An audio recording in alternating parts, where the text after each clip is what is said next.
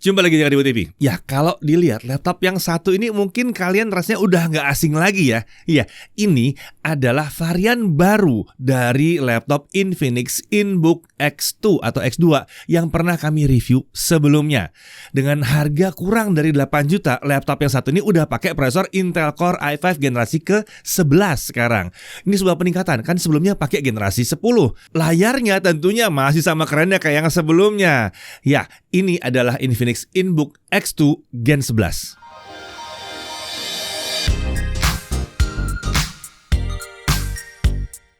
Ya, buat kalian yang belum tahu laptopnya Infinix seri InBook, ini adalah laptop yang cukup menggembarkan dulu ya. Kenapa? Bodinya metal, penampilannya keren, bisa dibawa kemana-mana dengan nyaman ya. Performanya juga oke, dan yang penting lagi itu adalah layarnya yang keren banget. Dengan harga yang sangat terjangkau, keluarga laptopnya Infinix ini sempat menggemparkan dulu sampai susah nyarinya. Nah, sekarang dia balik lagi, tapi dengan prosesor generasi yang lebih baru. Oke, sekarang kita langsung bahas saja mulai dari prosesornya ini. Oke, yang dipakai di sini untuk unit yang kami uji adalah Intel Core i5 1155G7. Tiger Lake 10 nanometer Superfin, 4 core 8 thread, base TDP-nya adalah 15 watt dengan 12 MB Intel Smart Cache. Untuk integrated graphics-nya dia pakai Intel Iris Xe Graphics dengan 80 execution unit. Untuk RAM 8 GB LPDDR4 3200 MHz langsung dual channel. Sayangnya ini adalah RAM tipe onboard yang disolder. Dia kencang tapi tidak bisa di-upgrade memang. Untuk SSD 512 GB SSD M.2 NVMe PCIe 3.0 di sini. Tidak ada slot untuk storage tambahan. Jadi kalau butuh kapasitas yang lebih besar harus cabut SSD ini dan ganti dengan yang lebih besar. Untuk Wi-Fi-nya dia pakai Intel Wi-Fi yang sudah bisa Wi-Fi 5 dan Bluetooth-nya sudah versi 5.1. Untuk baterai dia menggunakan baterai 50 Wh dan OS-nya pakai Windows 11 Home. Nah, untuk body form factor-nya adalah clamshell atau laptop klasik ya. Untuk desainnya masih terlihat sama persis dengan Infinix InBook X2 generasi sebelumnya. Ini polos dengan ada garis horizontal di cover belakang layar yang memisahkan dua tekstur permukaan yang berbeda ya. Bagian atas itu adalah yang brushed, sementara bagian bawah itu yang sun-blasted. Untuk materialnya, ini yang mantep banget untuk harganya. All metal anodized aluminum di sini ya. Membuatnya terasa kokoh saat kita pakai. Di bawah dipegang-pegang itu kokoh. Berasa kayak laptop di atas 10 juta. Nah, untuk warna ada 4 opsi warna. Untuk si InBook X2 ini semuanya menggunakan warna metalik. Ada green, ini varian kami uji sekarang. Ada red, ada blue, dan ada grey. Nah, meskipun yang kami tes ini katanya namanya warnanya green, tapi memang ya dengan pencahayaan yang beda dia terlihat agak kebiru-biruan. Oke, lanjut. Untuk bobotnya, laptop ini hanya 1,22 kg ya. Chargernya pun ringan, cuma 160 gram. Ini adalah charger 45 watt dan ini adalah charger USB-C. Jadi charger ini bisa juga dipakai untuk smartphone kalian. Udah pakai USB Type-C semua kan smartphone-nya ya. Nah, charger ini memiliki kabel yang bisa dilepas dengan konektor USB-C ke USB-C juga. Nah, untuk total bobot kalau dibawa-bawa cuma 1,38 kg. Jadi ini tergolong laptop yang ringan memang ya. Untuk dimensi, panjangnya 32,3 cm, lebar 21,1 cm, dan ketebalan hanya 1,48 cm saja. Untuk display, ini adalah layar 14 inci, resolusi Full HD 1920x1080 pixel, refresh rate-nya 60 Hz, dan ini adalah panel IPS. Jadi viewing angle-nya luas ya, 178 derajat ke semua arah.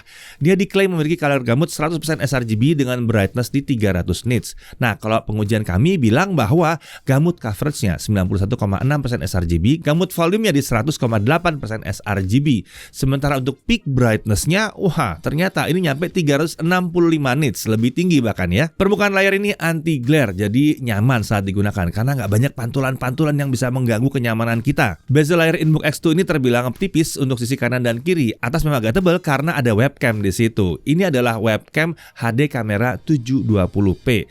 Ini sama seperti InBook X2 generasi sebelumnya. Dia dilengkapi dengan lampu LED di kanan kiri webcamnya.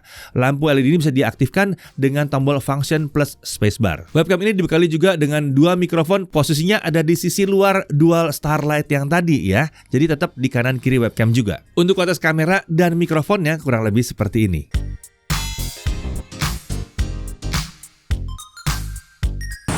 Ya, kali ini kita menguji fitur mikrofon dari laptop Infinix InBook X2 Gen 11. Jadi bagaimana hasilnya?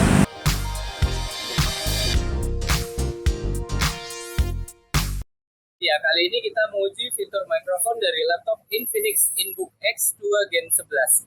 Jadi bagaimana hasilnya? Dan ini adalah kualitas kamera dan mikrofon dari laptop Infinix InBook X2 Gen 11. Jadi bagaimana hasilnya? Nah, kita lanjut lagi ya. Untuk audionya dia menggunakan dua speaker masing-masing 1,5 watt. Untuk suaranya udah cukup lantang dan kualitas audionya juga tergolong sangat oke untuk kelas harganya. Nah, untuk konektor di kiri ada satu HDMI 1.4, ada satu USB 3.0 Type A, ada satu USB 3.0 Type C, dan yang satu ini bisa digunakan untuk charging DC in, display output, dan juga untuk transfer data. Nah, beralih ke sisi kanan, di sini ada satu micro SD card reader, ada satu USB 3.0 Type C hanya untuk transfer data yang satu ini ya. Lalu ada satu audio combo jack 3,5 mm, satu USB 2.0 Type A, dan ada satu security lock. Nah, untuk keyboard dia menggunakan desain tombol chiclet. Tombol anak panah untuk atas dan bawah ukurannya itu hanya setengah dibandingkan tombol yang lainnya. Sementara tombol kiri dan kanan tetap ukurannya full di sini. Jarak antara tombol terbilang memadai sehingga tergolong nyaman saat digunakan untuk mengetik. Terdapat backlight dengan 2 tingkat kecerahan di sini. Jadi ya mantap ya, harga segini udah wajar dong dapat backlight. Untuk touchpad ukurannya tergolong cukup besar, posisinya center to body agak sedikit lebih kanan dibandingkan spacebar. Nah, di sini tidak ada tombol klik kanan dan kiri ya, tapi ya gampang lah tinggal diraba-raba aja sisi kanan dan sisi kirinya.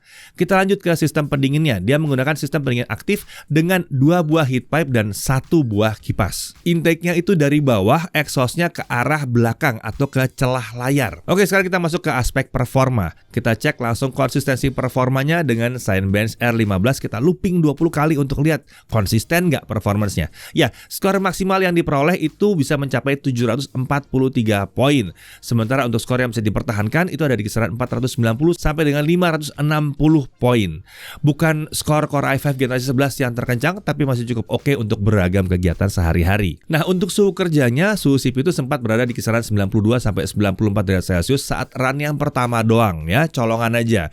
Masuk ke dalam run kedua dan seterusnya suhunya ditahan di 56 sampai 65 derajat Celcius. Oke, sekarang mari kita masuk ke Adobe Premiere Pro sisi 2023. Kita mau lihat performanya. Langsung pakai video 1080p 60 fps yang panjangnya 2 menit 7 detik.